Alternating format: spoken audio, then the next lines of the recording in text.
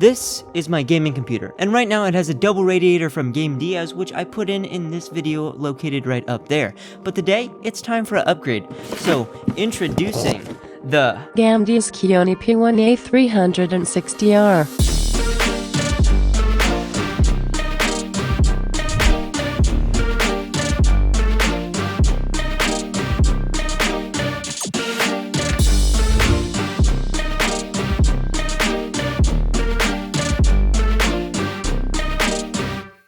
Alright, so I'm upgrading from a double RAD to a triple RAD in an Athena M2 case from GAMDIAS. This triple RAD has many accessories that it comes with, including all the mounting hardware except for an AMD backplate, so you need to get one of those if you don't have one. It even comes with some thermal paste. For RGB, it has a controller hub as well as remote for changing the modes and colors, but you can also connect it to your motherboard for syncing with your other components. I already have the same hub in the back of my case, so I won't be using it. Anyway, first we gotta remove the old RAD and take off those fans, which reminds me, the triple RAD has three 120mm fans with an RGB ring around the outside, and they look really good. If I had any more, I would switch them out for the fans that I have now. Now, taking off the block and cleaning off the old thermal paste, I also switched the mounting hardware from this one to the new one. This case doesn't support a triple RAD on top, so I'm putting it in the front where there is even better cooling because it's not using the warm air from the GPU.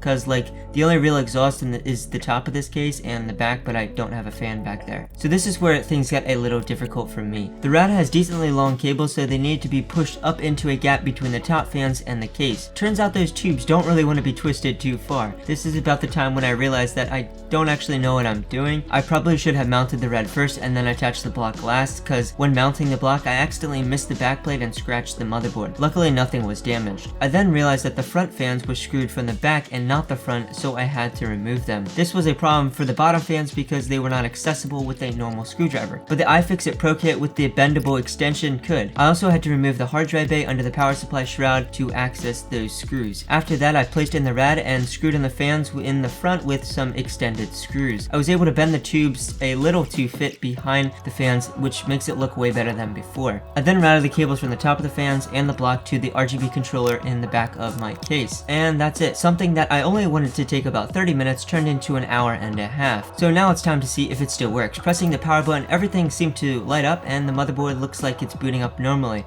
And sure enough, it is. But now to see if the thermals are any better. I did a CPU test with my double RAD using OCCT CPU stress test to see the temps, and with the triple RAD as well, and here are the results. The yellow here is the double RAD and the red is the triple, and from this graph it seems like there was a slight temperature improvement by about 1 to 2 degrees Celsius at a few different times. I did this stress test for 10 minutes by the way to make sure everything got nice and warm, and there was no thermal throttling. I should mention that the CPU isn't overclocked. I only have the max CPU boost clock override set to 200 MHz. So yeah, the triple RAD from GAMDIAS works pretty well. It syncs to my motherboard and looks okay. If you want looks, you might want to go for something like this. Anyway, if you like this type of content, be sure to like and subscribe as I'm going to make more of this content in the future. Anyway, thanks for watching, and maybe I'll see you in the next one.